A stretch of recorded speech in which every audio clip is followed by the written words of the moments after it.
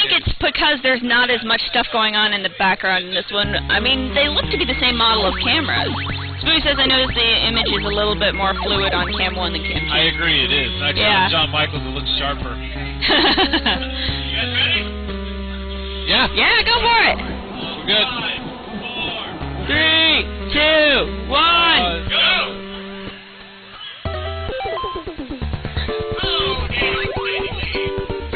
Is that Castlevania?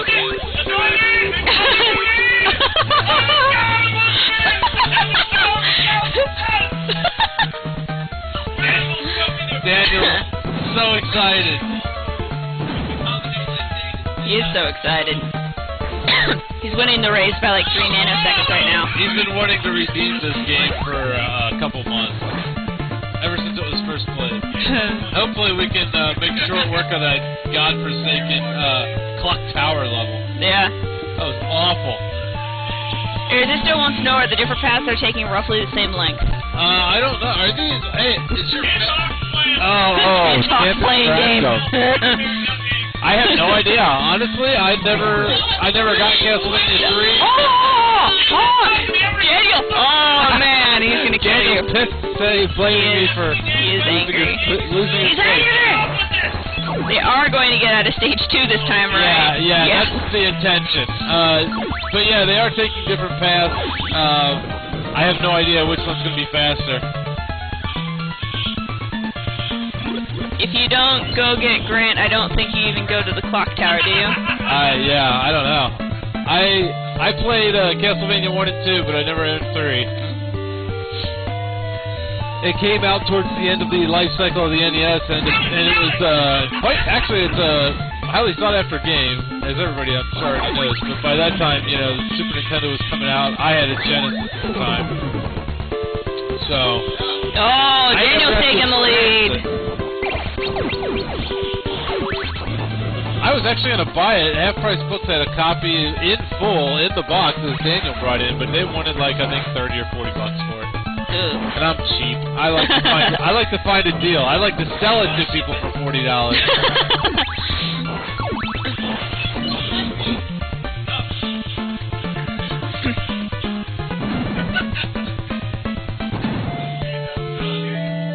Daniel has taken a bit of a substantial lead now. Yeah.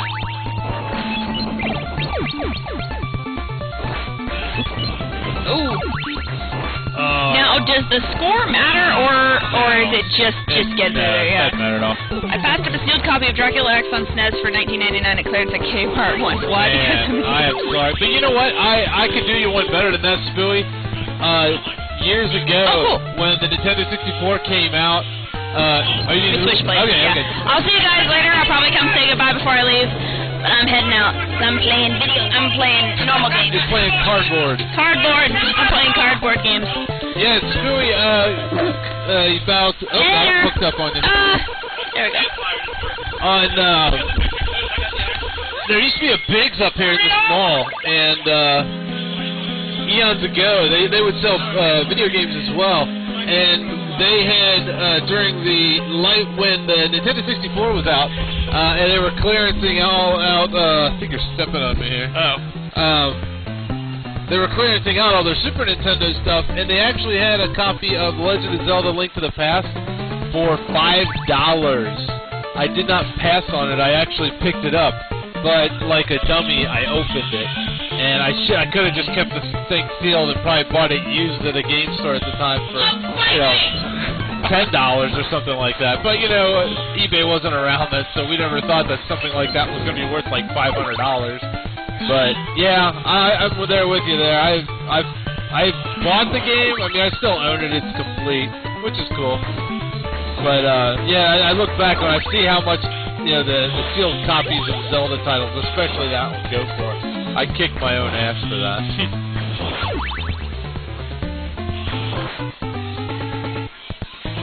And there's some serious adrenaline running over there. Yeah. Daniel doesn't have a mic, but you still may hear him. Yeah. Oh, no. You can. Yeah. Fucking birds! Fucking birds! I remember that. I remember that too. Like I remember Toys R Us when they were getting rid of. They had a bunch of NES titles sealed, like Star Tropics 1 and 2. I remember seeing stacks of them, and they were like selling them for like $5 a piece, but nobody would take them. Oh yeah. There's always that time right at the end of the game life cycle where you can find, games dirt cheap, still sealed. I don't think it's so big nowadays because the way games are packaged isn't a big deal. Yeah, when they're all in DVD cases. Yeah, they're on DVD cases. They're on hard cases. Back when they were like in cardboard and stuff like that, and having them sealed, that was something special. You didn't see that. I mean, even Sega Genesis games didn't hold up that well because they had little VHS like snap close cases. Yeah, I actually like the snap cases. Oh yeah, they're awesome. But later on, they went to the cardboard sleeve thing, and I felt like it lost something at that point. I'm sure they did it for probably some economic or environmental reason. But yeah, I didn't like that. I much prefer the hard plastic boxes. Yeah, the Genesis ones. Yeah. But they switched over right at the end because I know like Sonic and Knuckles, Vector Man 2, like all the right at the end of the line Genesis games. Some games actually have a cardboard and a hard copy or a hard case sleeve. I've got a copy of Street Fighter 2 Champion Edition in the plastic clamshell case, and actually Jesse has one up here in just the regular cardboard.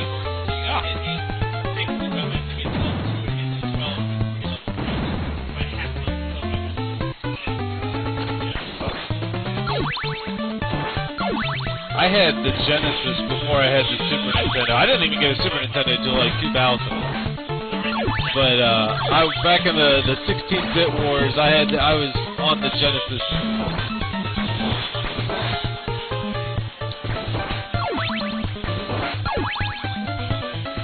I'm liking these Castlevania 3 jams though. Oh yeah, sweet NES music. Spooey, that goes to show what I know. I didn't even know Majesco got the rights to that. That makes a lot of sense, though.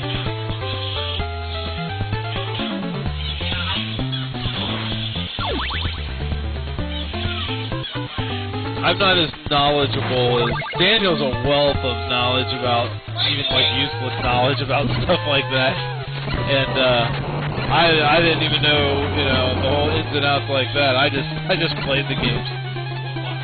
Bought and played the games, much to my parents' chagrin. Daniel takes a death. Oh, didn't know that either. Yeah, I know the Sega Genesis 3 is like it's more of an emulator, I think. I've got my model too. Genesis 3 is worth a decent amount if you can find one.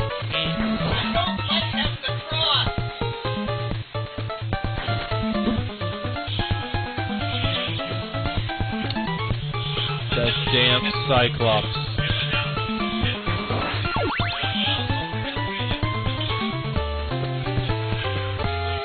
Alright, so here we go again. Cyclops. Oh.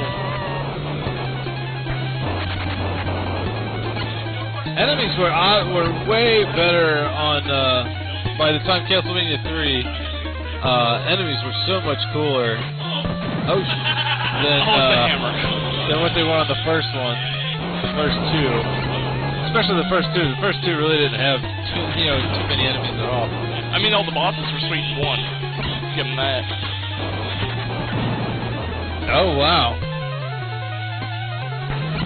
Actually, Acclaim had. I was told that Acclaim had a studio here in Cincinnati years ago, and they actually did. I have a friend of mine who, when I was working in a television station, he was trying to get a job on there with him to like help him out with like music and stuff. This was like in the late '90s, but I don't know whatever happened to it. Obviously, Acclaim folded, but I don't think they were in Cincinnati that long.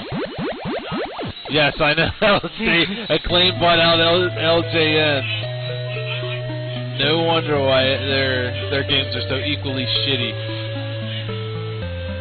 I remember, like, I always thought during the 90s, I used to watch a lot of wrestling, and the WWF games, I wanted so bad to be better than the WCW games. but Acclaim put them out, and they just looked so terrible, and the controls were awful. Like, to do, like, stupid moves like a pile driver or something like that, you had to do this button combination like forward, down, you know, up arrow or some goofy shit like that. And it made those wrestling games so damn hard to play. And then WCW comes out with the THQ games like WCW versus the World and Revenge, and they were just stellar. Yes, WWF Attitude and WWF Warzone. They're funny to play nowadays because they're so bad. And but it was so funny to play that at the time because the direction and the perspective were all sorts of wonky in that. And THQ did it so well with the WCW titles.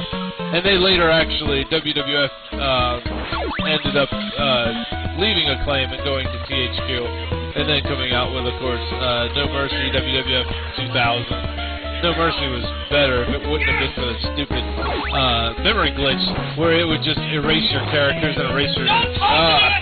Daniel yelling at the crowd again, blaming them for his death.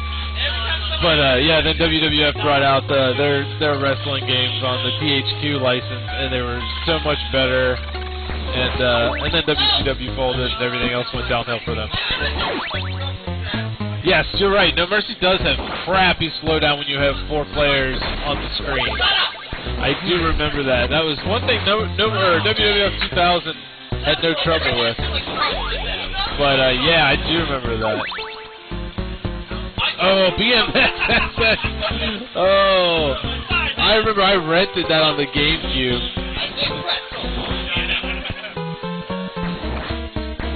Oh man, BMX XX. They tried to make a pornographic video game. They made a semi-pornographic Tony Hawk spinoff. Did they? Well, I have a copy of BMX XXX still. Got it for like $1. Oh yeah. But there was a lot of stores that wouldn't even sell it. I do remember that, but I think KB Toys wouldn't carry it. Yeah, Dave Miro was originally. It was because it was Dave Miro's franchise. Daniel just almost dying on purpose there. Zach Factor, I'm not going to knock WWF, the arcade game, or WrestleMania, the arcade game. I loved that game. I have it on the Saturn. And I love that game. That was fun. That game, actually, if you find an arcade game of that game, that was brought out by Midway. And they originally were making it to be like Mortal Kombat, and they were all supposed to get finishers. That's why in WWF In Your House, which was also by Acclaim, when they released that on the Saturn and PlayStation 1, they did have finishers in it. But originally, WWF WrestleMania, the arcade game, each wrestler was supposed to get finishers, but I guess they ran out of time or they ran out of memory space, so they just canceled it and just made it strictly combos. And but if you find an arcade game, The Undertaker does have a finisher. I think it's like it's up, down, high punch or something like that. And he actually like throws like 3 demon souls at you, and then slides across the ring and choke slams you down, and then throws you across the ring into a coffin. The coffin actually slams shut and goes under the ring, and then a tombstone, rest in peace tombstone, comes up under the ring, and that's his finisher. Nobody else has a finisher. They gave one to The Undertaker, ran out of time or ran out of memory, and then just pushed the arcade game out with Undertaker being the only character that does have a finisher in the game. It's not in the home games, but if you have it if you find it at the arcade, it is in the arcade game. Yes, you are right. Dave Mirra, I remember him reading that in EGM saying that he said he wanted nothing to do with it.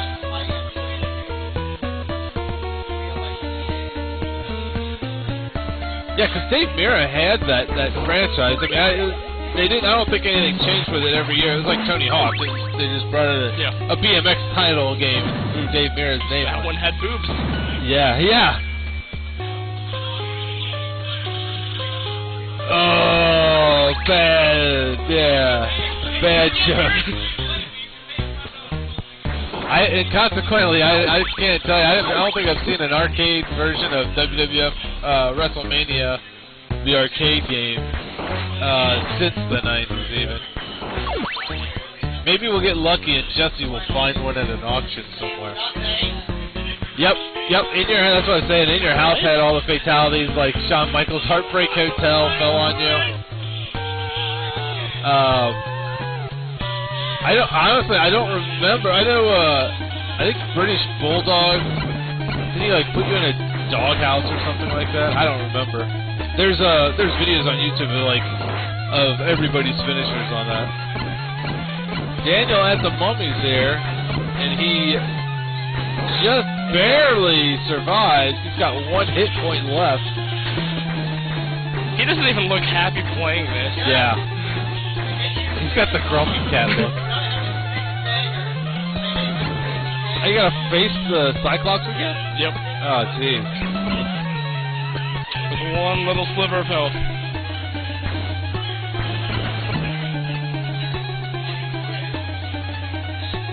I used to love the, John Michaels already at the castle with Alucard. Oh, wow. I used to love the N64 wrestling games. Though. My brother and I played the snot out of those games. We always made each other be like like one of the worst characters. Like somebody had to be China, and the other guy had to be Jim Ross or something like that. And we just turned it into like this hardcore brawl where you had to constantly find weapons under the ring. And they had the goofiest weapons. I remember like there was like a big ass thing of cheese or something. Are you serious? No. There's a lot of racing games though. 200? No, that can't be right. No, there's what's it called? There's a website called Racket Boy, and they do a whole bunch of lists, like best fighting games for this, and they made a list that was like the best racing games of N64, and there were like freaking 25 of them that they had to put on the list, and then they're like, oh, there's 20 more. There are way too many goddamn racing games. That's like the. There's like 3 good ones. Diddy Kong Racing, Mario Kart 64. It's like the Genesis with sports titles. Yeah. That's like anytime I go to a used game store. In some cases, there's like 15 copies of Madden 92 of them. Yeah. Everybody's got Madden and NHL, EA Sports whole lineup. They'll have that like depressing white sleeve to it too. So you're like, it's oh, like shit, nobody it's wants a sports this. game. That's why it's still here.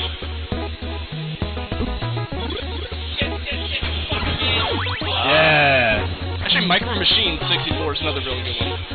Yeah. I heard the Beetle racing game is really good. Oh, yeah. And I haven't played it. Carmageddon? I think it's called Carmageddon. Okay, yeah. I remember that.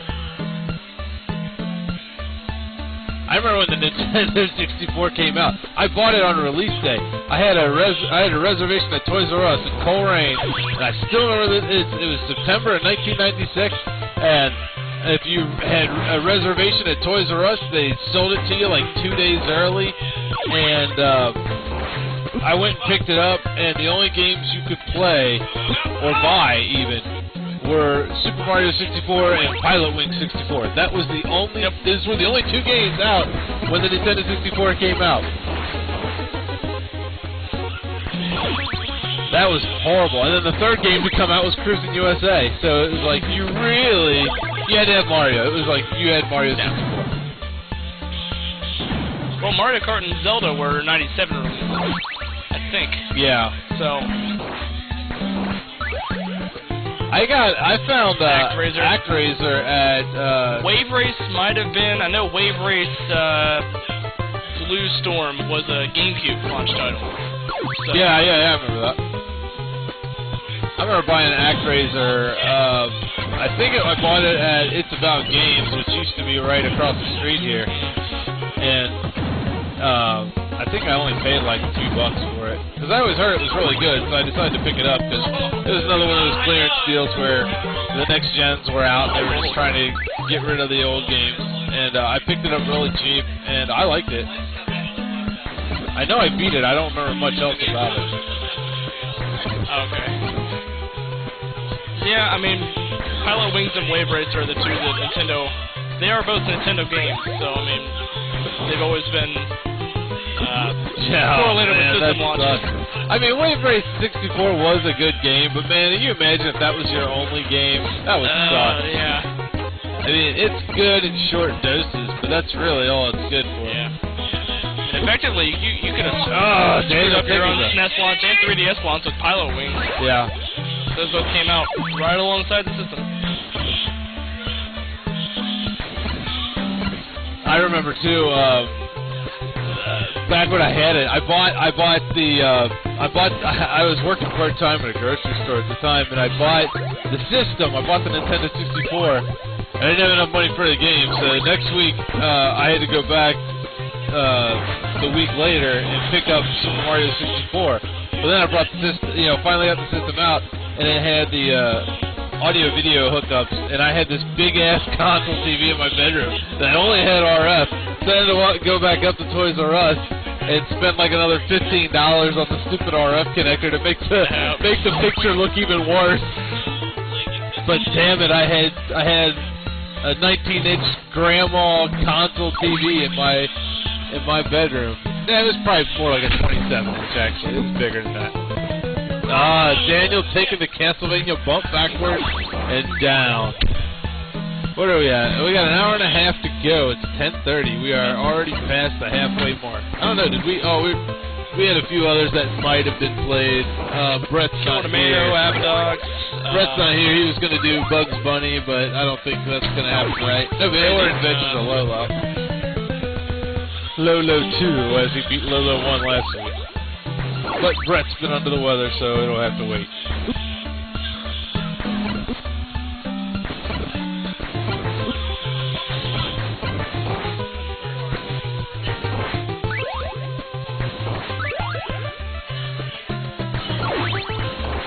That's like my main... The Nintendo 64 actually kind of soiled me on getting systems on a release date because of that, because of how little was available on release date. So the exact same thing happened with the 3DS, because I got it maybe a week after it came out, and there was nothing. There was like Nintendogs and Cats, Pilot Wings. Oh, you got screwed. Yeah, I didn't get it. Yeah. You had to wait until Ocarina of Time came out, which wasn't a new game. Then you had to wait until Star Fox 64 3D came out, which wasn't a new game. I think the first one that came out was 3D Land. Yeah. And that one, it was alright.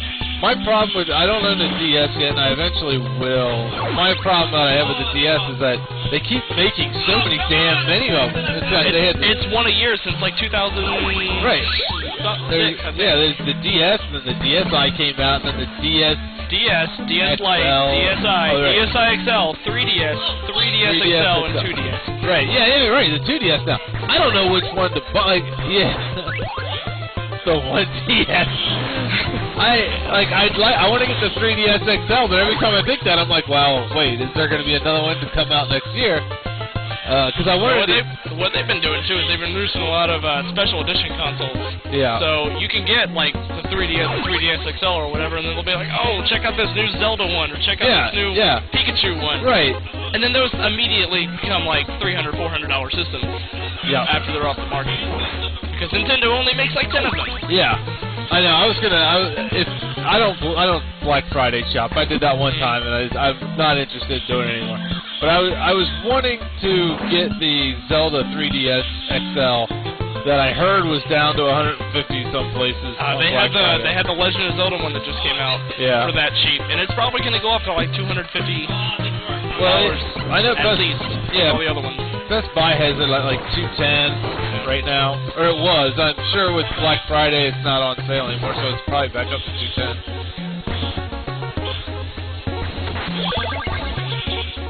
Oh, really? DSi XL, yeah. DSi XL, the problem with that was the screen size was bigger, like it was 90% bigger or whatever they boasted, but it was the same resolution. So it would blow up and then just look super pixely. Really, I remember that too.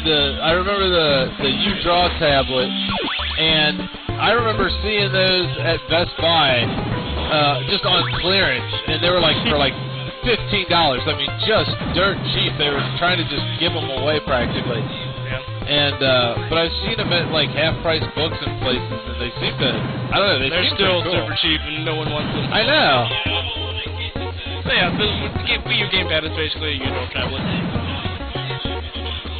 Oh shit, Daniel's dealing with the stairs, or the level that's constantly dropping. Oh, this is terrifying. Yeah, and God, and Konami's got such, tight jumps.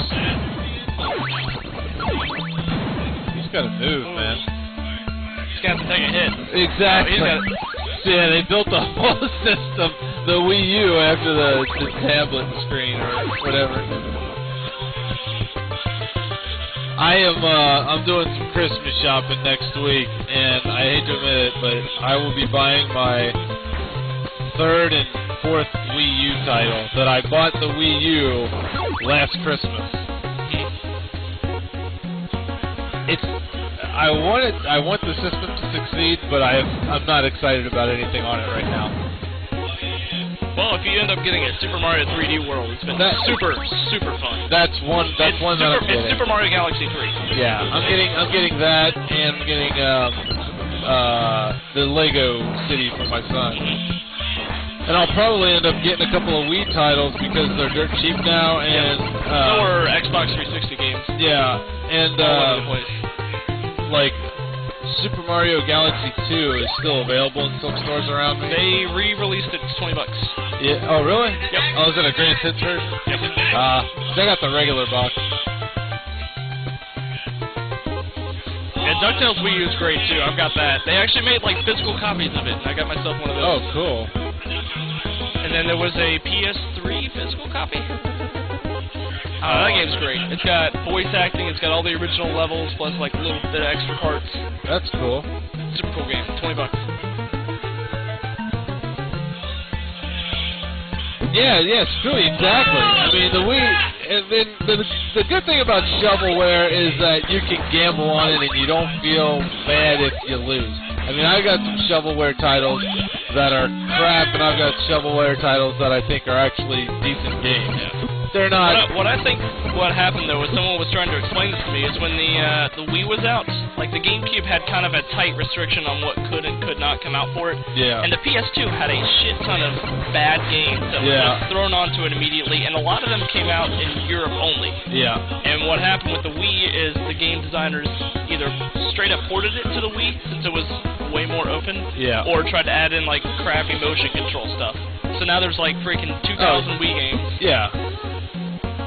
And 1,800 of them aren't worth playing. Sammy, I don't think you really missed much. They've been playing. I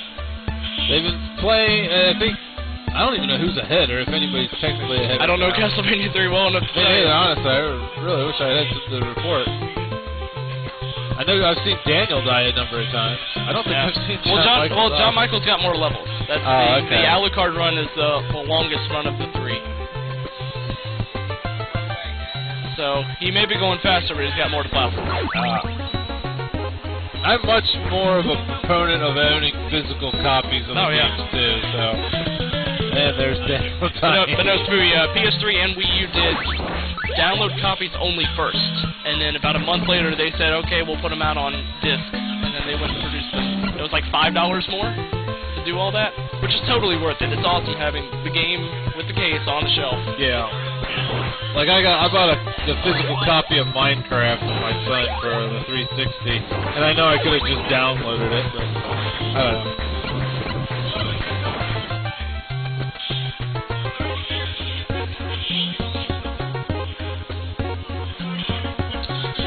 I don't know what level John Michael's on, but you can tell they obviously cribbed a lot of it from Castlevania 1. Says that you're falling behind.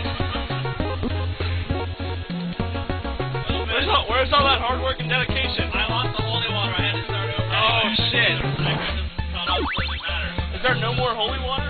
Exactly, Scooey. I did download that on the Wii, and I like it. That's a hard game. He is holy waterless, which is ruining his speed run. That's what's going on. Because apparently you can't get it anymore.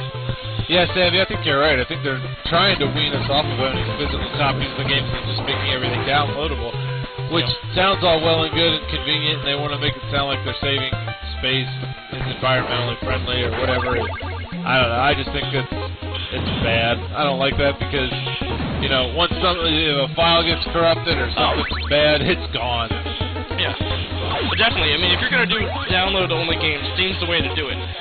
Because of the way, basically, that market's set up. Because you can mark those games for whatever price you want to sell them at, and it costs $0 to make that game. Right. So, I mean, look at remember the PSP Go, I think it was? That didn't go anywhere. Yeah. They were trying to actually push that out and get rid of the PSP altogether, the disc-based, the standard PSP No model. one did it. And nobody bought it. No, well, I mean, I'm sure somebody bought it, but it sure as hell didn't sell. Well, you had to start a library from scratch. You had to go and download every single game you wanted onto the system, and you only had that much room for however many games you wanted to play.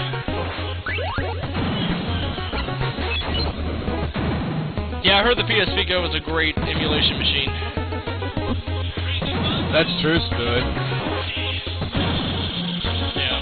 Yeah. Sandy, I own two PSP 1000 models because I heard one of the things that's really good is apparently they're very hackable, and I don't know too much about doing that. I'm assuming that basically all I'd have to do is just download the emulators onto the memory stick. Yeah, I'm sure it's something like the Homebrew channel. Yeah. Trying to not kick electrical cords. And the great thing about the PSP, John Michael, floating demon head. John Michael on the floating demon head, whatever that is. Oh God, I do not remember this. Me neither. I don't think I saw this level last time they played. And he got it. I think JM's got this in the bag. Much as Daniel's fighting for it. Yeah, Sammy, I was watching some videos on it on YouTube one time, and it didn't look like it was too terribly difficult to accomplish.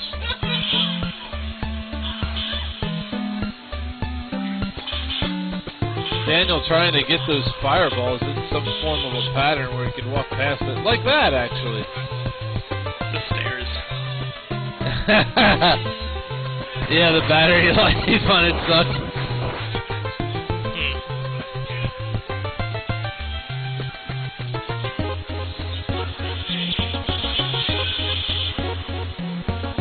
Yeah, Zach back there, I got two PSPs at half-price books for $30 each. I didn't get them both for $30. But I got them at the same one. I got them up at the Kenwood store. The Mason store. Yeah. And the great thing about Mason is a lot of wealthy people live out there, so they sell all their stuff, and you get it dirt cheap, really, pretty much. You got a Jaguar out there for like $90. Wow. They were doing clearance stuff. Yeah, I was up there one day just looking around buying, because I bought a ton of NES titles up there, some rare stuff like the last I got 3 of the Dragon Warriors. I found all but 2, and they had manuals with them too. Oh wow. That's like $100-something worth of games. I sold them on eBay, but I also found like just a number of really good titles. The Final Fantasy 1, well not complete, but with the instruction booklets as well. Yeah. A couple other rare titles, and I just picked them up relatively cheap, like $10 to $15. Yeah. But I got I think with the whole Goodwill crackdown, though, half-price folks have been getting more technical about what they've got. I agree. Because I mean, I've seen employees in there when they get stuff in, they'll sit there on what is it, like VG price chart or something like that, and they'll be like, oh, it's worth $12. We'll mark it for 10. Yeah, they've definitely wisened up, and in some cases they've really gone. It takes one copy of Stadium Events to go under the radar for $8, and everyone just loses their shit. Yeah. Yeah, but I bought both of my PSPs, the same one up in Mason, and both of them I got for $30-35. One of them even had the box. Daniel's on Frankenstein. Oh God! It has like the speed. He doesn't have his little midget friend from Castlevania 1 though. No. He's got rocks. Yeah, Sammy, that's true. I was actually up at a half-price books in northern Kentucky. Florence one or Turboy? Yeah, Florence one. And I go there a lot. I was just scoping around doing some shopping for some games, and they had a complete, very nice copy of Panzer Dragoon Saga for the Sega Saturn. And it was like, I remember seeing that, it was like $200-something. No, it was $400. They wanted $399 for it. Holy crap. And they wanted, yeah, the one over in Florence. Yeah, it's right next to Guitar Center. Yeah. And, they wanted $400, and I was like laughing. I was like, look, if I could have picked it up for $200, I'd have bought it. But $400, it's not $400. It's a rare title, and it sells for like, you know, $250 to $300. It's not a $400 game, and that's not half price. So I mean, and that was one of those weekends where if you get like their coupons in the mail or through the internet, where certain days it's 40% off. I bought a copy of Super Metroid like that with a 40% off coupon for $16. Nice. By doing that, it was $25, and I had that coupon. But it was that weekend where one day it was 40% off, and if it like by Sunday everything was 50% off your largest. Oh yeah. But I'd have given them $200 for sure as hell wouldn't do $400. Oh, poor Daniel. Blind Lemon Ford, I don't think it did. Panzer Dragoon Saga came out in '96, which was towards the end. Yeah, it wouldn't have been a launch title. Yeah, it was. Or not a package, sorry. Very much towards the end of the Saturn.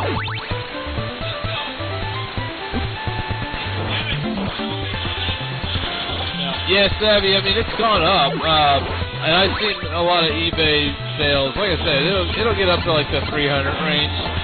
And that's understandable because it's getting more hard to find. But I don't know, $400. I don't think that's right.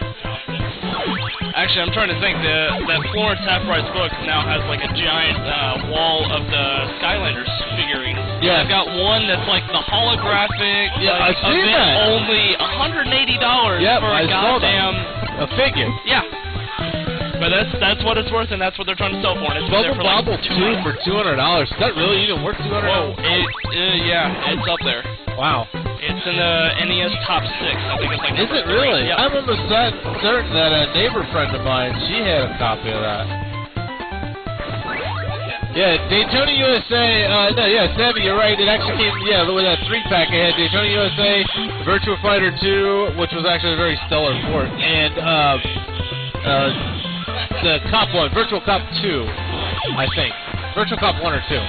Yeah, Seb, the story behind that, they were telling me it's like an event-only thing. They only made like 500 of them, and you had to be at like E3 or something, but it's like a holographic little Spyro. I did see that. He's like metallic purple. And he's shrink wrap and $179.99. So according to the chat, this is John Michaels on his last level, which is this godforsaken clock tower.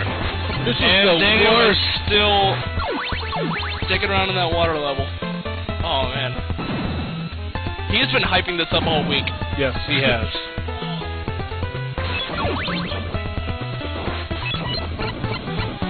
I don't think he's got it.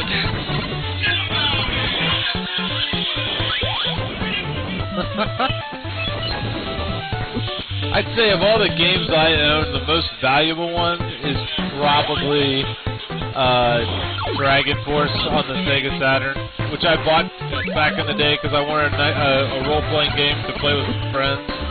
And I just kind of bought it on a whim. We looked at it, it looked cool. I was like, yeah, it's alright. And it turns out it was, you know, by Working Designs, which makes really good games back in the day. And just got lucky on it. I bought it for like $30, and I think it goes for about $100. Sammy, there's a game store over there that I saw advertising on Craigslist, and I went to check them out one day. I can't remember what it's called now. I think it's some kind of castle. Game Castle. Game Castle? They're on, they moved. They're on, they moved like a block. Yeah, they're not a deal. They're not, you're not going to find bargains there. You might find something there. He is, nice guy. Like, I talk to him a lot. I'm down there in the area a lot. Yeah. He is oh so strict about those internet prices. Yeah. If he gets a copy of Streets of Rage 2 and the internet says it's $30, he will not sell for any lower than $30. Yeah. He's got some good stuff, but like he's got a great looking store because no one's gonna buy the price. Right. That's games the for the prices he's got. I saw a copy of River City Ransom there, and I just asked the lady. I was like, you know, just curious, what did you want? Because it hadn't been priced yet. She sat there. She's like, I don't know. Let me check it out. And sure enough, she like looks up the price, and I don't know. I think it was like $240 or whatever. I was like, no thanks.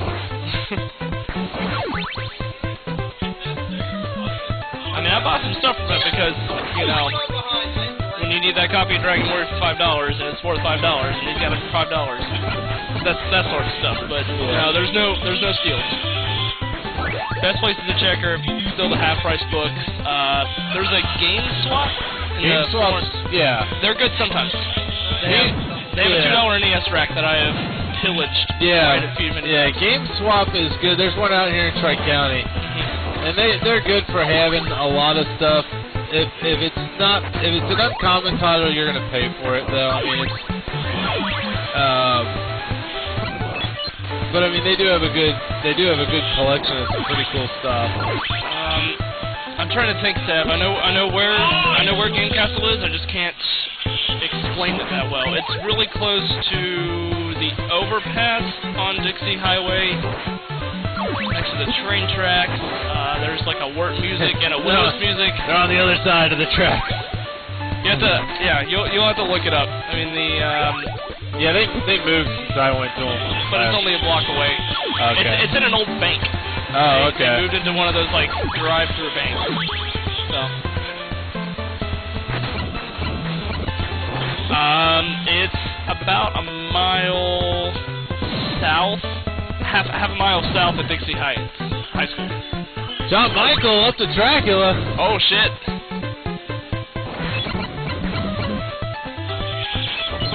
And as you can tell, we have the music for Daniel being piped through, so we can't hear all of this.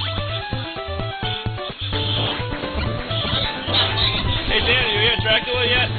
Okay. Are you close? Are you really close? Really close. Okay. He's close, don't worry. Daniel is assuring us he's really close to Dracula. The creepy, kind of looks like the backpack the Happy Mask sells. It reminds me of the mask wears. All the weird faces on it. Yeah, it reminds me of the, Oh, snap. Oh, damn. It's Demon Hawk Dracula. It reminds me of the one with level... crotch lasers of death. No, that's never from his hands. Never mind. Symphony of the Night, where there was just that big ball of dead bodies. Oh my god, yeah. That kept falling. That was awesome. That was the shit. I love that game. I mean, 32-bit, that was like just... Oh, John Michael, I think that was the first step I'd seen him take. Oh, no, he's... once or twice. Well, I guess it's because I got Daniel's music, I'm paying more attention to him.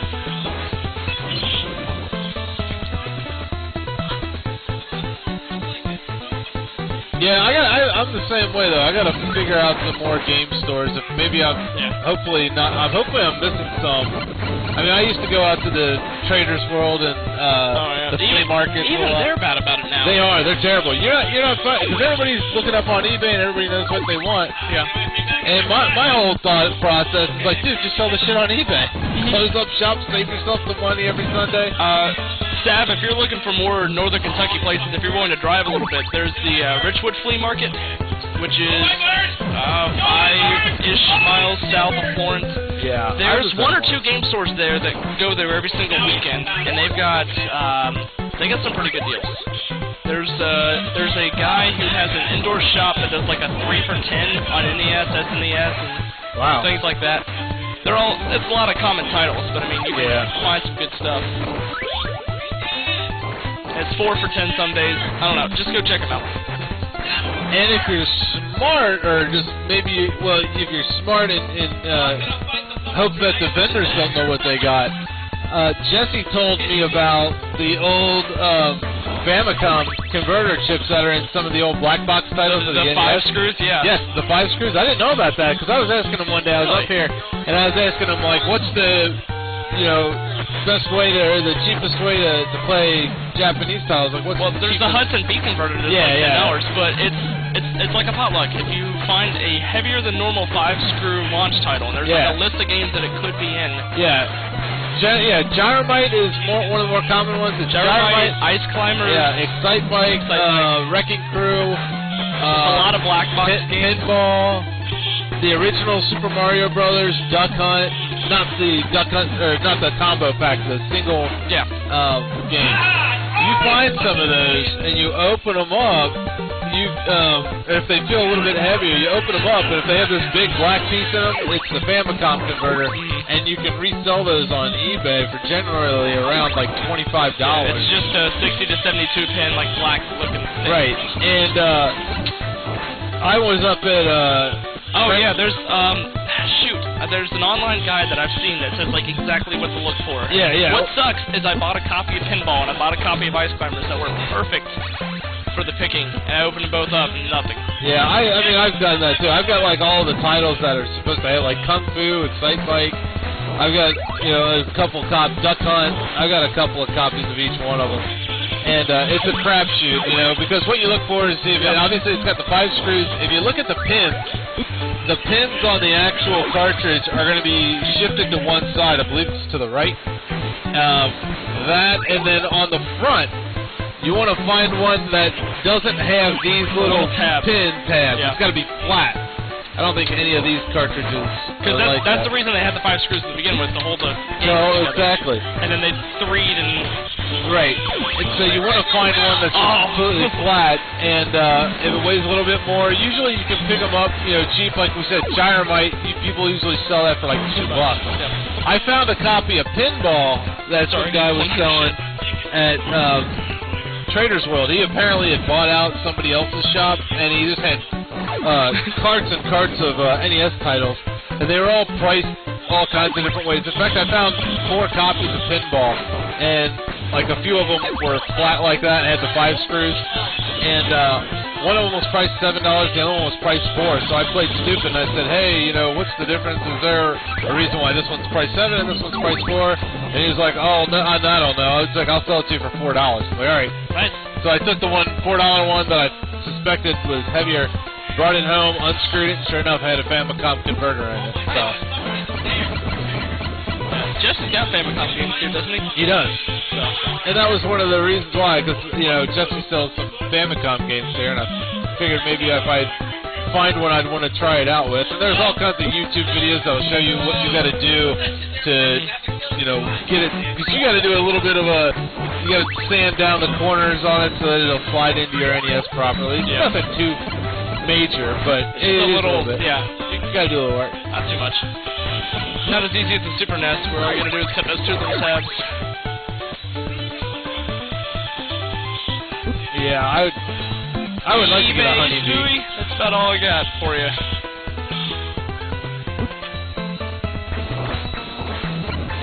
Yeah, drive all the way down to Arcade Legacy, just hang out here for a day, buy a bunch of Famicom games. I don't know anybody outside of Arcade Legacy that sells Famicom. I mean, he imports them all, doesn't he? He does, yeah.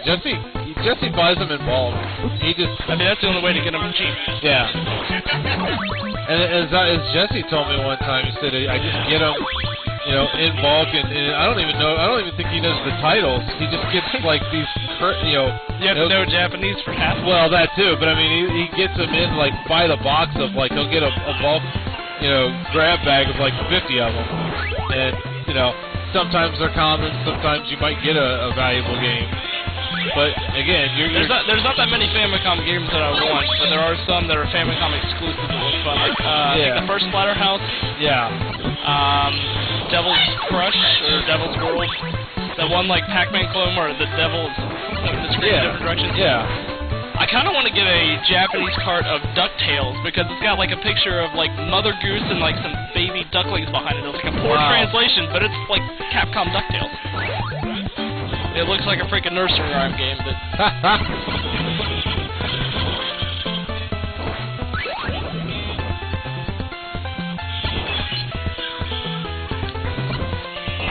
John Michael making short work of the ball of head. He's got half a bar to deal with. Oh, shit. Now he's just got a quarter. No, he's dead. He's dead. He has no chance.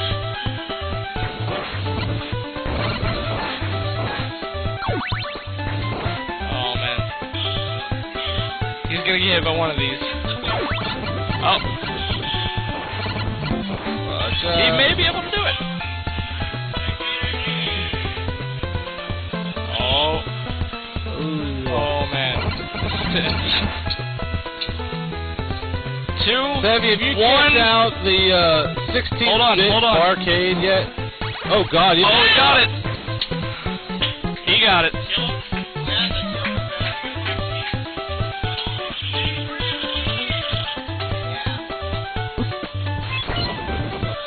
Spooey, he doesn't sell for that much. He didn't. John Michael, as you can see, beat the game. We're still going to watch Daniel because he's still got an hour. Yeah, Sandy, I've been wanting to go up there and check it out. Jesse actually organized an outing up there about a month ago, but I wasn't able to make it. It was on a Monday. So I'm going to make my way up there eventually. Yeah, but Spooey, to get back to your question, most of the games that Jesse has on the Famicom, like, I don't think I've seen one for more than $10. Most of them are like, you know, $3 or $4.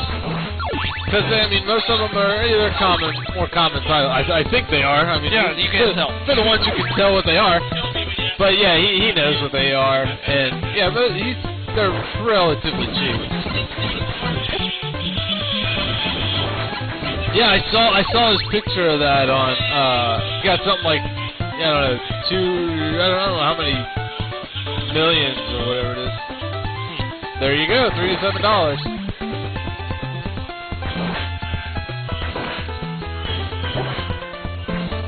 I don't know how Jesse's so damn good at pinball, but he owns the high score on, I think, all of the machines here.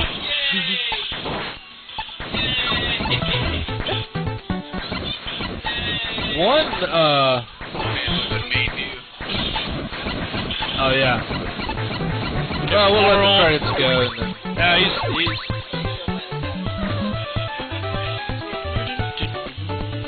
Oh man. $100. Oh wow. That's crazy. I've never seen Contra up here for the Famicom though.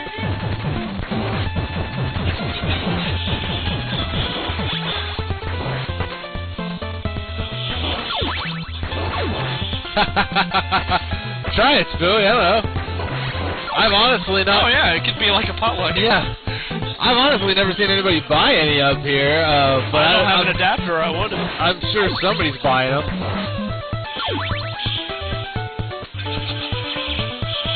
That's right. Yeah.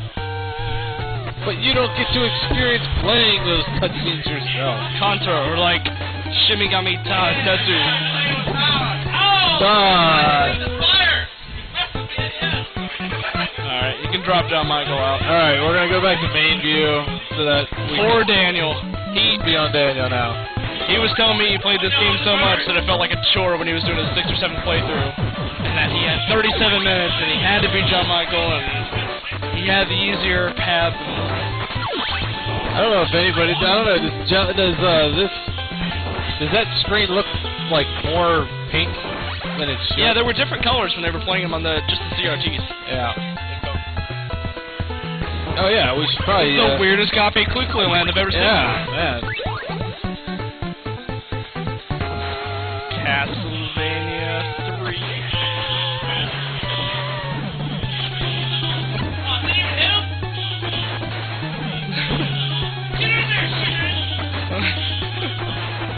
Oh, this is so much fun to watch.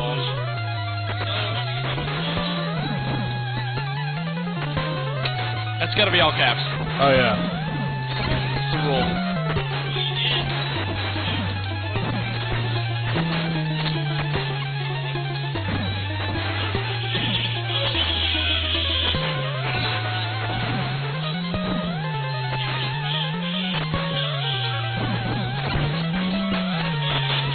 See you, Sab.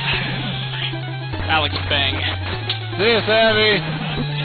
I'll send you pictures of my trips to Americana.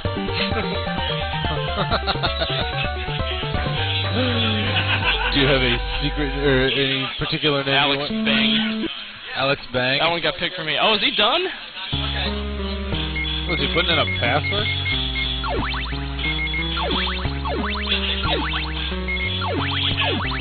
Fujimoto. Alright, so John Michael's already beaten it. Go back to the head-to-head. We're gonna do some crazy shit. Oh, okay. Oh, okay. I've been told to go back to the head-to-head, so I don't know what he's doing. Okay. Fujimoto. Fujimoto?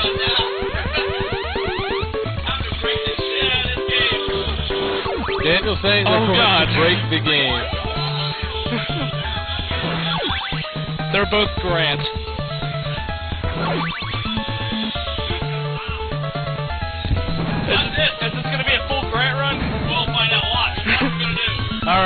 Dodge Daniel. Yeah, grant little Spider-Man powers and get him around anywhere. I bet that would make the clock tower levels go a lot faster. Oh yeah, it does. I mean, if you no one wanted to do the grant. Right.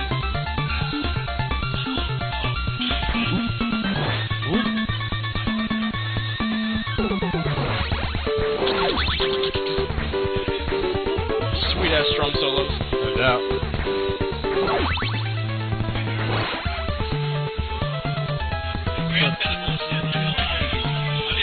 Dwayne and Brando did a really good cover for the Castlevania 3 medley. Yeah. Basically just rap through it.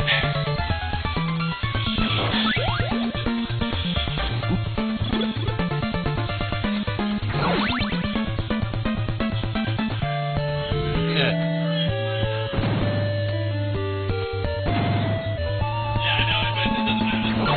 Well, they're head to head. Give them that.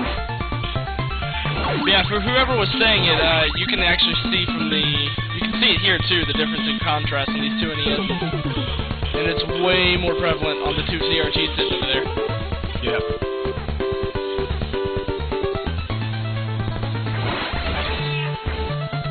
Spooey, as far as replacement controllers for the NES, I really... Dogbone. Well, yeah, if you can find a dog. Love the Dogbone. The Dogbone, I was just playing Barai Fighter just for the hell of it. that was great. That's a terrible game, by the way. Oh, man. But yeah, the Dogbone, if you can find it, that's actually a really good controller. You're going to pay for it, though. Unless you can find one in a garage sale or something like that. Well, Jesse sold me one for like $8. Oh, that's not bad. I still just buy. I got like a number of just original NES controllers. Oh yeah, they're not bad. It's just if I hold them too long, like the two sharp corners right here where they dig into your hand, after like 2 hours of playing, it gets a little much. But that Dogbone fits like a SNES controller. It's beautiful. But I actually like the NES Max, but it feels a little sloppy when you get used to it. It's all right. It does. It's good for. Like games like I was at a yard sale when I first saw one. I had to ask the guy, like, is this broken? Is this what the hell is this? He's like, no, it's supposed to be played like that. You just push it real hard. The little thumb knob just kind of slides all around in there. I mean, you can shake it and it'll rattle. That's What kind of cases are you talking about? Are you talking about like the plastic sleeves for the boxes or for the? Because Nintendo actually had clamshell cases that they made too. Like Blockbuster had a lot of them when they were making games. But you can get those and the actual black sleeves in bulk on eBay for not too bad. Like 25 cents for a sleeve and like $1 for a case. Wow. There's universal cases which fit like NES, SNES, Genesis, Game Boy, I think N64. And if you're willing to pay like I think they're like $2 a game, a case. Those hold up really, really well.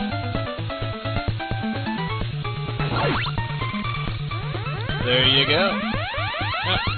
I mean, they're easy enough to make. It's basically another VHS clamshell.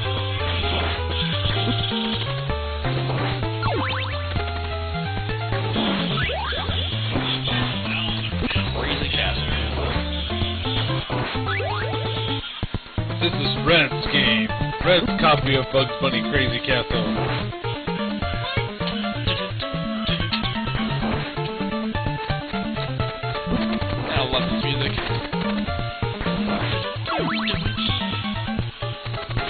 Oh, the sleeves? Yeah. Usually, at least for me, I only get the sleeves when I have a manual that goes with the game and I want to, like, stick it in there with it, or if it's a more valuable game. I got some repros that came with sleeves, so I'll leave those in them.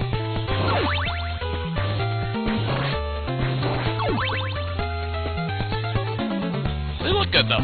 The ones with the Nintendo brand on the side of them look really sharp. Yeah, I think those are more desired because they say Nintendo on them. Yeah, well, they're also made out of harder plastic. Oh, are they? The other ones you can actually, like, wiggle them a little bit. Yeah, yeah. Because they're folded over and then, like, glued. Glued at the bottom, you're right. And a little fact of useless trivia. The sleeves that say Nintendo on them only came in the original Nintendo licensed game. Yep. Everything else was black.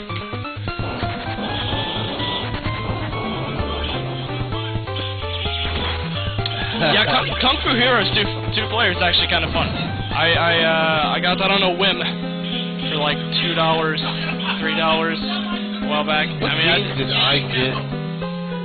Oh no, I got Little Ninja Brothers at half price books. I found that. Apparently you can play that with the power pad. What? It's a power pad. I'd never heard of it. I actually bought it on a whim because it was like $15 and it kind of looked kind of rare. Yeah. And it's about $15, $20. And yeah, I mean I basically got my money back when I sold it, but apparently it actually is playable on the power pad. So I hooked up my old power pad. And I have no idea how to play the game. In my opinion, the game sucks, but you know, just because the game sucks doesn't mean it's not valuable. No, Spree, I bought Phantom Fighter maybe about a month ago, and it was another cheap game I never heard of. I bought it here, actually, and it's not a good game. It's a weird, like a side-scrolly... It almost plays like a fighter game when you get into some rooms, but other than the smooth walking animation, which blew my mind, it's not anything worth writing home about. I miss Funko Land. They were awesome. Yeah, they were. Someone posted a while back on a forum somewhere like a scan of all the like used games list, and someone like outlined it, but they were selling the copies of Earthbound for like $30. Wow. And everyone was like, I miss Funko Land. I really need Funko Land. Damn, $30. I remember when Funko Land was in the back of EGM magazine and GamePro. Yeah. And it had like a 2-page spread, and it just said Funko Land across in the background. And they had that huge list of all the used games and what they would pay you for it and what they would sell it for. And then when Funko Land came out as a store, I was like, hot shit. It was done by GameStop, wasn't it? It was. Well, it was. I think GameStop bought them out because it is now Funko Land, at least down here, used to be up in Coleraine, and now it's in now GameStop is there. So I don't know. I don't think they were owned by GameStop. I think GameStop bought them out. Makes sense. Because I thought for a while like there was some kind of like back and forth freedom, like you can get credit here for this. Yeah. Stewie, I wouldn't doubt that. GameStop is... They're good at being wasteful and idiots. Yep. I have to find out which GameStop Victoria works at. So I can stop by and harass her. I have a love-hate relationship with GameStop. I don't really care for it that much, but I'll buy used games there because I know they're used. I don't buy new games except for that they all look fucking used. Metroid Prime Trilogy and Xenoblade thing they were pulling. Yeah. That is they just open them up and like, oh, this is used and it's rare. They reprinted them and then started selling them again for like $89.99. Yeah. Reprints. New games that were marked as used that were $40 more than fucking new games. Yeah. Yes, Billy, I agree. I think you're correct. Oh, I know they bought out an EB. I didn't know about. Yeah, I remember at one point Northgate Mall had an EB Games and a GameStop, and then when GameStop bought them out, there was like 2 GameStops, and they were all within eyesight of each other. They were literally, you'd walk out of one, and you could look directly across the center of the mall and see the other one. They did that with the Tri-County Mall. There was one that was a block away from the Tri-County Mall. There was one that was in the Tri-County Mall. Yeah, you're right. Yeah, it's just that's my luck with them. I mean, they do have decent sales. Like sometimes when they have the buy 2 get 1 free on used. Yeah, games. they were doing that all this month. I don't mind if it's I know it's used. I had an incident maybe close. It's been like about 6 or 7 years now. I was looking for a copy of Midway's Arcade Collection 2 on the Xbox because it had Mortal Kombat 2 and 3 on it. It was supposed to have 1, but then one of the Mortal Kombat, I think it was Deception, came out and added in Mortal Kombat 1 as an add-on. So instead of having Mortal Kombat 1, 2, and 3 on the Midway Arcade Collection number 2, they only put 2 and 3 on there, and they made you buy Mortal Kombat Deception. It's total bullshit, but that's what they did. Or one of the other Mortal Kombats, I don't know. But I went up there with the intention of buying the game, and it was only $20. It was a $20 game. And I found the case on the shelf, and I'd say, I'd like a new copy of this. And the kid's like, all right. And he opens up the shelf and starts fiddling through the disc and shoves the disc in the case. And he's like, here, you got $20. I'm like, no, dude, that's an open case game. He's like, oh, but it's brand new. We just put the case on the shelf to, display it. And I'm like, you don't have one that's sealed in plastic? And he's like, sorry. He looks back and he's talking to the manager. And I'm like, you mean to tell me this is your only copy of the game? You don't have another one? They did that with my DuckTales HD when I bought it for Wii U. They actually took the one copy they got in the store off the shelf, went over, put the game in it, and they told me in order to make it sealed, they had to put a little piece of circle tape around the cover of it so it was sealed, and then I had to take the tape back off in order to open my new game. And you paid for the new price. You paid full price for an open copy of a game. And from what I've been told by other employees of GameStop is that they actually take those titles home and they play them so that they know how to talk to you about the game itself. Yeah, my brother works at a GameStop and they have a 4-day rental period they're allowed to do with any game in the store. Exactly. So they're selling you a used game full price and they're lying to you and telling you, oh, this is a brand new game, you got to pay the full price. That's bullshit. And that's the biggest gripe that I have with GameStop is they try to sell quote new games, which they're used games. They're trying to sell them as new, and that's crock shit. On top of all the Xenoblade and stuff that they were doing. But I went in there since they were marked as used games. I thought I'd go in there when they were selling them for $40 a piece and trying to do a buy two get one free with them. And they're like, no, they're not used. They're part of this deal. So you get them for $40, and then you have to go buy 3 more games to get the buy two get one free. Right.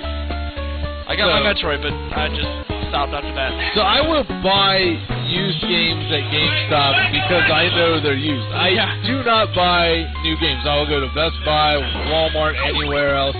Target, I will buy them anywhere else but GameStop because they don't sell new titles.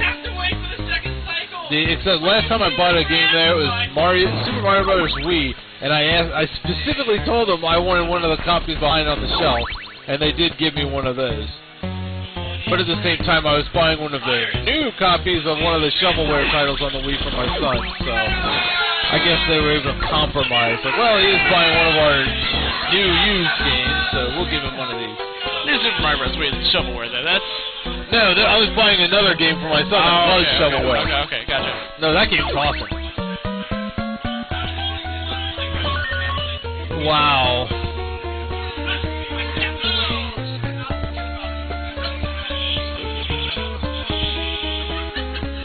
Wow. Sorry, Spoo, I'm just catching up to what you were writing before. That's amazing. Like, they wouldn't even consider selling NES titles and all that stuff online. They were thinking about it, but there was already such a huge market for it that they didn't spend the money to gain the money back or whatever they decided on. Actually, Amazon just opened up recently-ish their version of the used game store. They got NES games and it's nothing red home about. I mean, it's the same price across the board, but there's people selling them. It's just you can't talk to them like you can on eBay. I mean, and I know this is it's not every occasion, but I mean, I just feel like anytime I go into a GameStop, I feel like it's just you're just constantly getting the sales pitch, and it's just like I can't even go into this damn store and look around and even decide if I want to give you any money.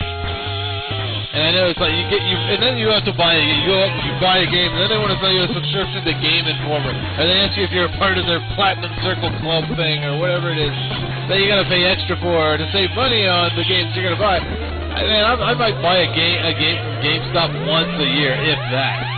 I'm not gonna go spending whatever $15 or $20 for your exclusive membership so that I can get an extra $2 off a used game.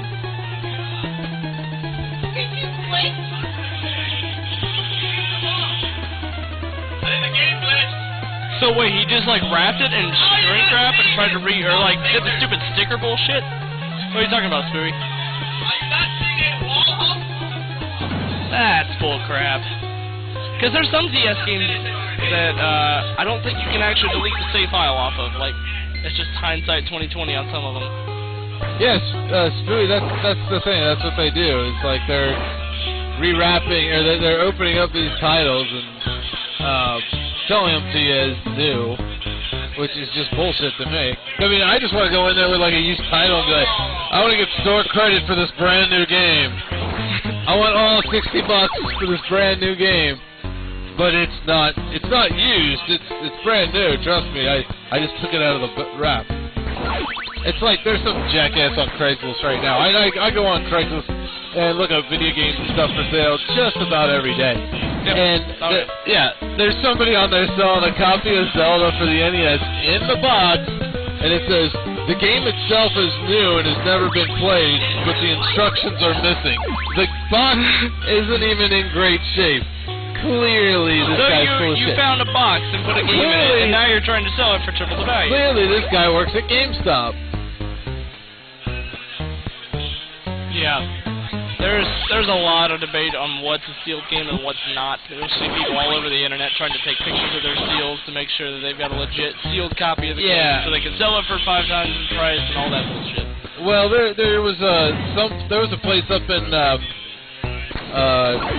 Westchester years ago called Game Junkies, and I think some of the guys actually frequent coming here, and I know they've been on the chat before, but they used to sell their used. What they would do is they would take their used games and they actually resealed them to protect them and keep them looking good, but they still had them priced good. They were still priced good used. Like I bought a copy of Sonic CD up there for $5, and it was sealed, looked brand new. I mean, everything was in great shape. So I'm okay with that. I mean, if they reseal them to keep them in good condition, that's a great idea. I think a lot of the debate, like not on DVD cases, but like the actual cardboard sleeves, is there's a seal that looks just like what you could get if you just wrapped and shrink wrapped. Right. Took a blow dryer to the edge of it. Yeah. So there's a lot of legitimate discrepancies on that. Yeah, unfortunately that place went out of business. That was a really cool store. I got some really cool stuff there. And the guys were really cool. They would have game tournaments up there too.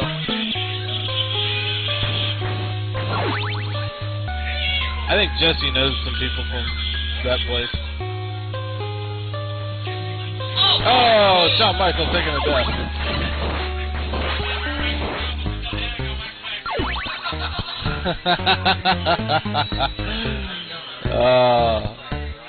That was my story about the Midway Arcade Treasures was my little victory over GameStop, where the guy had to kind of look dumbfounded back to his manager, and the manager opens up the case and there's like multiple copies of this game sealed there, and I'm just like, dude, come on. I deal in customer service, too, for my job, and you want to treat your customers with a set of respect and decency. And when it's something as stupid as, can I get what I'm paying for?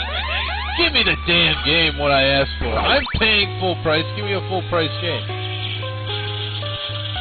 I mean, if you want to be a chode about it and try to sell me an open game, fine, I'll pay you $15 for it. But that was like one of the last times I bought a new title at GameStop, and I don't, I hate any of this little. In fairness, if you get them at the right times, they're better about it, and they'll have like the glass case right behind the right behind the cashier desk. And if you see your copy of the game in the shrink wrap and you want to buy it right then and there, they'll do it. Yeah, well, what I learned is just don't bring the game box up to the counter. No, never do that. Yeah, I learned that the hard way. So, I mean, what you do is just say, hey, let me get a copy of that game up there. And if they don't have it, assume they don't have it. Because they'll go back and try to find something, and it may not be what they want. Wow. You know what's funny? Actually, that reminds me of an occasion. It happened up here. Actually, in this mall, when it was still booming, it was a mall. It wasn't just arcade. Dead Rising 3 up in this bitch. It really is. They could film Dead Rising 3 in this mall. And I remember I was buying a birthday or a Christmas present for a friend of mine. I bought a copy of Fighting Force on the PS1, and I can't remember if it was EB Games or GameStop, but it was upstairs. I know GameStop used to be up there, but there was an EB Games in here too at one time. And I remember I brought the title, or I brought the game up to the counter. Or no, I told him which one I wanted, and he found a copy in his little, cabinet thing there, and ended up, selling me one that the case itself was like along the left edge. It wasn't solid, like it was open, like it was a used CD case that they just stuffed all the PlayStation stuff in. And I actually came back and I told him I wanted a new copy of it. I actually returned it. I was like, I'm not going to give my friend a Christmas gift that's a damn PlayStation game in an obviously not PlayStation CD case. So. Yeah, Spirit John Michaels needs a pretzel. In case you want to go get a pretzel. Okay, Spooey, technically we are not the only thing in the mall. There is a cheap movie theater down there. Yeah. And there are 2 restaurants still in the food court, Gold Star Chili and...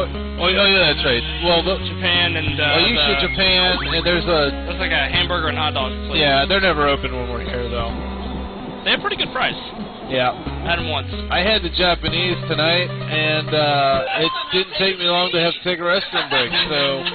But I will say this, bathrooms for a dead mall, surprisingly clean tonight. It does kind of have a prison feel to it.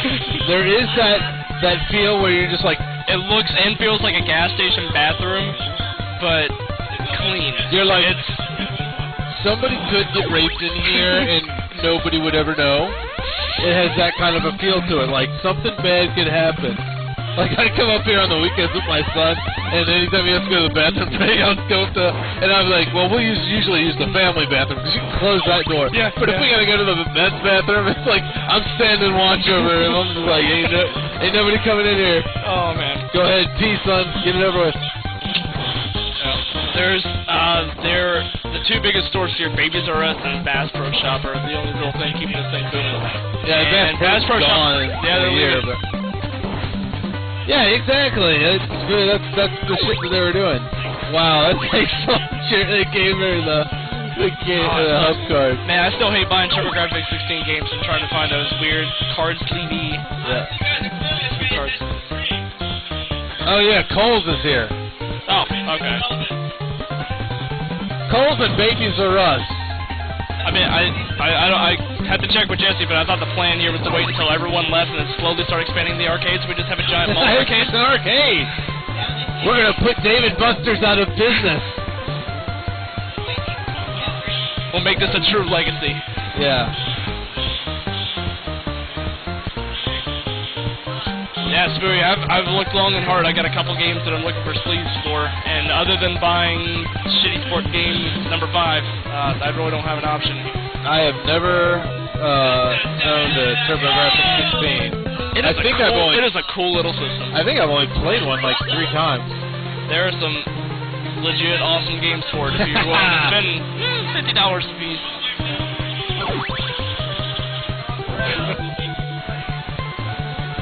Howard and Nestor. Yeah, buddy.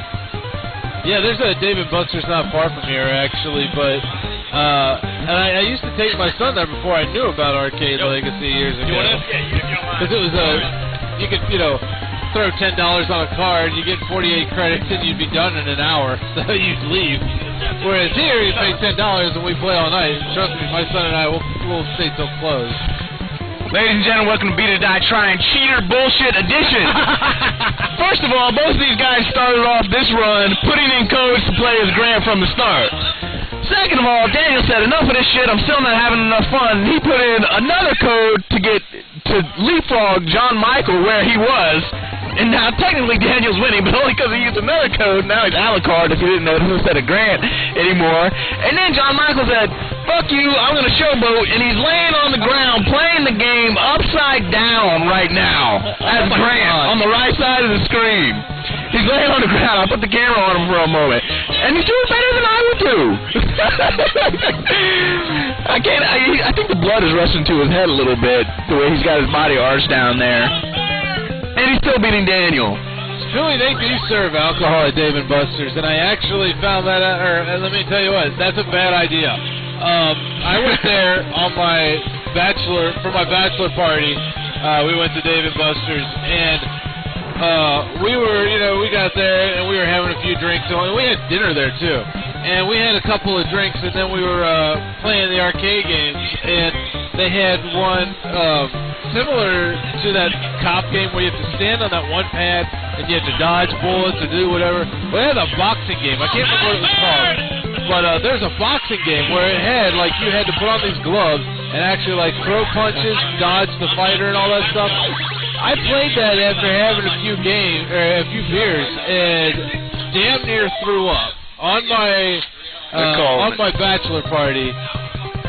Just about puked at, not even halfway through my bachelor party because I was, putting away a couple of beers and then I decided to play. So not even halfway through. Did you ever play the boxing game at Dave & Buster's or any arcade where you just put the gloves on and you stand on a pad? Yes. Yeah. It was really fun. The adrenaline was pumping. I didn't realize until afterward it was the most cardiovascular exercise I've had in my life, and I almost died. And I did that. Well, I played that on my bachelor party night. After a few beers, nothing anything of it, and I handed it to one of my friends. Like, here, you play this next game. I'm gonna go to the bathroom and hopefully not throw up. What that game does to you without you realizing it is ridiculous. Yeah. Oh, that was bad. Yeah, why are we playing?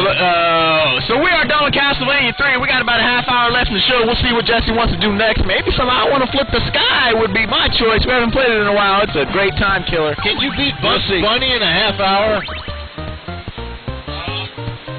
Brett was supposed to do Bugs Bunny, but he's sick. So. Anticipation. I think we played Anticipation. Yeah, we did. We'll see. Daniel, sit down. Talk about your runs. Tell us how Castlevania went. I'm talking about the game, not your diarrhea. Yes, that was the Vomitron, Stewie. Without a doubt. Never had a game that almost get me sick. Fuck Castlevania 3.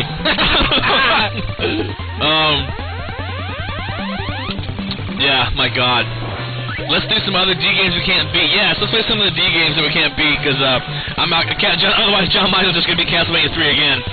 Just to show you can do it. But did you guys notice that I got to late stage 9 with Alucard? Yeah. Through a cheater. Oh, yeah, good. Really, they paying attention to us? I'm like, watch this, password. And look, guys, I'm in the lead!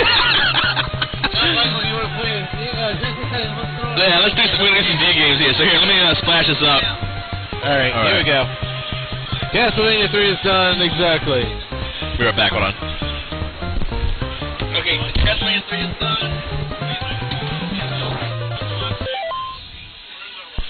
Alright, we are going to find some D games.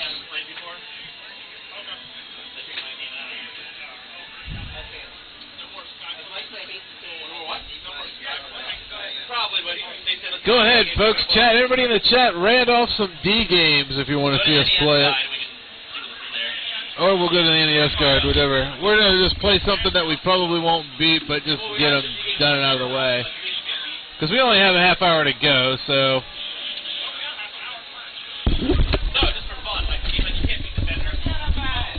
Stuff like that, yeah. Well, the games we can't beat. So what do I miss? Some grand conversation. Oh, double dribble. That's a good one. Hey. Double dribble. Double dribble. Double dribble. Double dribble. John Michael, quiet. What? You want to commentate? You want to play? Double dribble. We have Jeff Mormon. How about golf? You want to play golf? I think we played golf. Did we? One night. Yeah, I think we did that. Yeah, Dragon Power was... God, that was a horrible game. I remember a friend of mine had that, and I could not figure that game out for the life of me, and I didn't even know about anime back then. This is the 90s. But You want to play, Jeff? God, what a terrible game. I'll play, sure. Right, I'm going to go play somebody on Double Dribble. I have to head. All right, cool, man. Well, fun. Good seeing you again. Who wants to... You don't take it easy. John Michael's heading out. Yeah. He's a Kentucky boy. He's got to drive ahead of him. Enjoyed Castlevania 3 with Alucard. And I was trying to watch this stream, and I was like, I'm so far behind. I'm like, All right, so we have Jeff Mormon take on Wyatt in double dribble. I'm taking on Wyatt. Okay. Remember, you got to be the Lakers or Clue Land. The wave. No. Hit. Here, hold on. Press select. Hit the wrong button again. There we go. All right. oh, shit. Do we have? Yeah, hit B, I think. Wyatt has broken the stream, everybody. Castlevania 3 You know what the thing was earlier today? I got to Dracula's stage without dying once with Sypha and had a perfect run. I was like, I got this shit, and I'm like, once you lose that fucking holy water, the whole game's like, yeah, you like to play games? Nah, you're not playing the game. You're our bitch. Alrighty. X-Men versus Street Fighter. As if you couldn't tell, there's an X-Men versus Street Fighter little happen here. I really there it is. Alright, go ahead and get over there quick. Oh, sorry, oh, we're hooked up. We crossed the streams! Oh, no. Oh, my God. Alright, Here we go. Welcome, everybody. What a weird... Scooby says Dragon